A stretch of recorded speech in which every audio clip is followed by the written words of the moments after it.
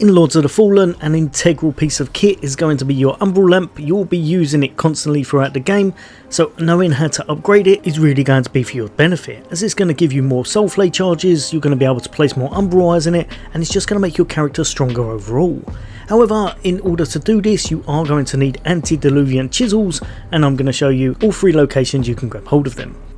So the first place is going to be in Lower Calroth Elhouse, and we're going to go to the vestige of the Numb Witch.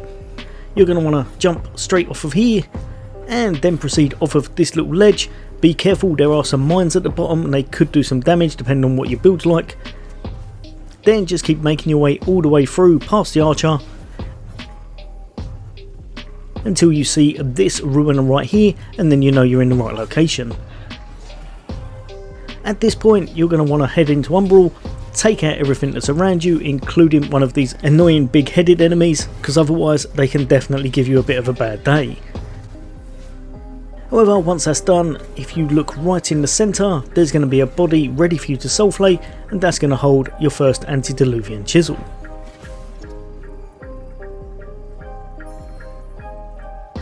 Next up, we're going to be going to the Hallowed Brothers Leprosarium, which I'm probably butchering, and that's going to be the vestige of Brother Jeremiah. At this point you're going to want to head over in this direction, jump into Umbral, and then make your way across. Now if I remember correctly, I think you may have to open this area up, so if you haven't, you'll probably need to do a few things in order to open that door up from the other side. Probably again take out any of the annoying enemies before you try this jump. But once that's done, soul flay the enemy, bring the platform down, and then you're going to want to do a little bop across here. There's going to be a few crates blocking the exit here, make your way out and just around the corner.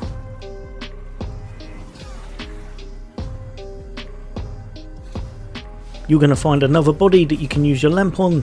This is going to allow you to pull the platform across and then make your way all the way up to the top of the building. Now just in here is the next antediluvian chisel. However, exactly the same again, they're guarded by a few enemies, one of which is going to be those bell-headed guys, so make sure you've got a bit of damage on your side in order to tackle them, or just run and grab this if you think you can do that instead. But once that's done, soul flay the body again and you'll be rewarded with your next antediluvian chisel.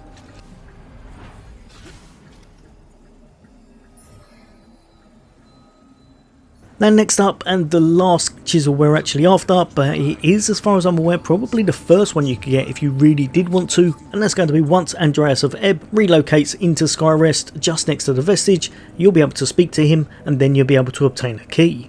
This key is going to be integral to unlocking a previously unlockable door that you can find all the way back over at Red Cop's Windmill, and that's going to be the vestige of Marco the Axe.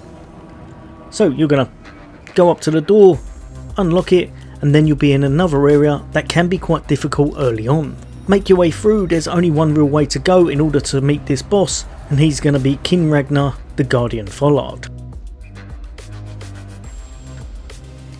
This guy has a long range attack and he can hit pretty hard. Go to the back area, you're going to want to use your Umbral lamp in order to take off their mitigation because they're all shielded, and then you'll be free to do whatever you want to. I found taking out the wolves first, then tackling him worked best, and you can kind of kite him back and forth if you really need to. Once that's done, you're going to get your rewards, but just in that same area, just at the back where we previously got rid of his shielding, is going to be another enemy that you're going to want to use your lamp on in order to grab the very last antediluvian chisel. Again, it's guarded by a few enemies, so be careful as you see here, but at that point you've got all of them. You can now fully upgrade your Umbral lamp, pop back to Skyrest, jump back into the Umbral world, go to Malhu, and you'll be able to max it out. There'll be a lot more content from me, but as always, hopefully that's helped a few of you guys and girls out. For all things gaming, take care. I'll see you on next day.